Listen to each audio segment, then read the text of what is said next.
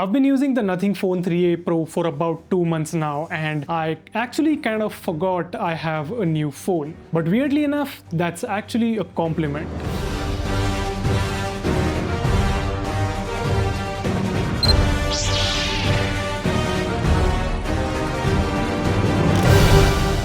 Most phones these days are trying way too hard to get your attention. Notifications, flashy features, constant updates, it's kind of exhausting. But this one, it's different. It quietly fits in your life, it does what you need it to do, and then just gets out of the way. That's really what Nothing seems to be going for, helping you stay more present while still giving you a bit of fun and personality in the tech you use. At first, I did not really get it. I thought, okay, it's just another phone with flashy lights on the back. But the more I used it, the more I started noticing these thoughtful touches that make it feel like it was designed with intent. Speaking of design, let's start with the design. Because it's a Nothing phone, you already expect something different. And yeah, it delivers. Before I got it, I'll admit I was a bit skeptical. But after about a week of using it, the design really started to grow on me. It's clean, it's minimal, and feels unique without trying too hard. Now, of course, design is subjective. Some people might find it a bit too much, but I personally love it. The only thing I would change is the camera bump. It is slightly larger than I would prefer, but it does not really bother me. In fact, it's become a nice spot for my index finger to rest on while I'm holding the phone. The flat edges or the flat frame took a bit of getting used to though. I personally prefer rounded edges because they are much more comfortable in hand, but to be fair, that's not Nothing's fault. Let's be honest, Apple started this flat frame trend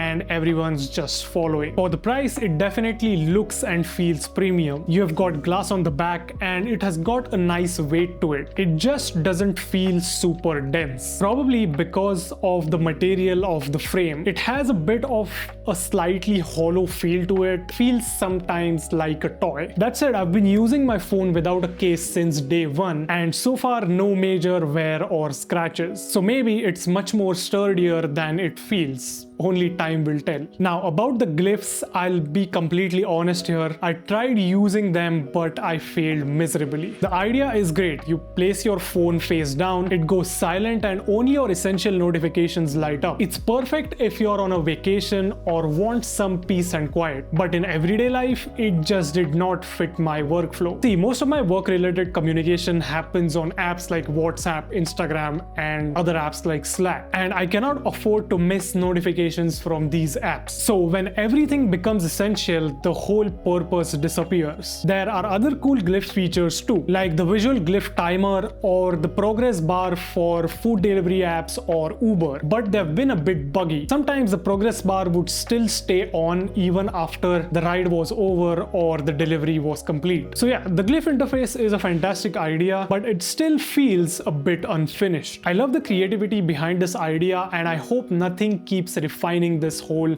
Glyph thing in the future. Now, the display is honestly just solid. It's sharp, it's smooth with a 120Hz refresh rate, and the equal bezels on the side make it look really clean. It gets plenty bright outdoors too. There's nothing overly flashy over here, no extreme peak brightness numbers. It just works. And honestly, that's what I like about it. It's simple and it is reliable. Performance-wise, it's not the fastest phone I have ever used, but it is plenty fast for all the day-to-day stuff. There are moments, especially when opening the camera app, it feels a bit slow, but it's not a big deal as it is not something that is completely unusable. It is steady, reliable, and consistent. And I would rather have that than having a phone that is crazy fast on just benchmarks and not really fast when it comes to day-to-day stuff. Now let's talk about the cameras, and the one I've enjoyed the most, which is the telephoto lens. I did not realize actually how much I would appreciate a telephoto until I started using it. It gives your shots that natural background blur and compression, which gives the photos a really professional look. The community presets are another fun touch. You can use them in both the camera app as well as the Nothing gallery app. Some of them emulate classic classic film looks and they are really well done. I don't personally take a lot of videos, so I cannot comment much, but for stills, the results are great. And the front-facing camera also deserves some praise. It has a lot of detail, quite natural skin tones, not as good as the Pixel, but acceptable, and no over smoothing. So let's talk about the second thing that really defines the Nothing experience right after the design, and that is software. And honestly, I'd put it right at the top of the list. It is minimal,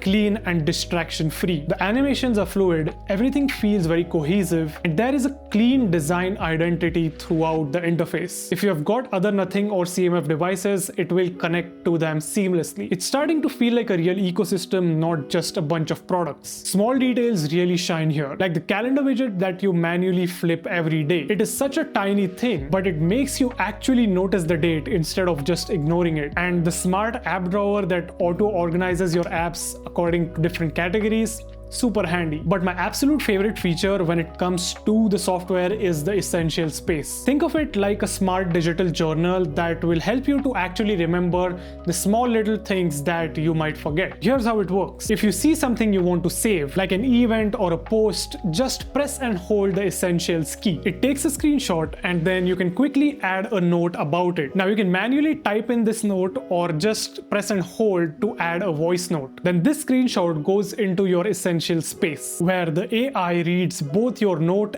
and a screenshot, and it gives you a short summary. A few days ago, a friend of mine who runs a patisserie was setting up a stall at a local flea market. I saw her post online, took a screenshot, and asked Essential Space to basically remind me about the flea. It pulled out the event date, time, and the location ready to navigate. I was genuinely impressed by how well it worked. It's these kind of features that quietly make your experience better, not by adding noise, but by removing friction. Battery life's been great too. Easily lasts me a full day of moderate or heavy use. Standby drain is minimal and charging is fast enough for daily convenience. So after 2 months, here's where I've landed. The Nothing Phone 3a Pro is one of those devices that does not demand your attention, and that's what makes it so good. It nails the fundamentals: clean design, smooth software, reliable performance, while adding just enough character to make tech feel fun again. It's not perfect, the glyphs need some work, the frame could feel a bit sturdier, and the performance could be a tad bit snappier. But the overall experience, you ask? Well, it's genuinely enjoyable. So if you're someone who wants a phone that is minimal, thoughtfully designed, and does not scream for attention, and also does not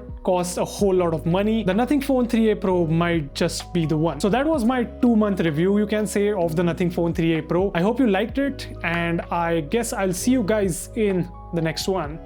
Bye-bye.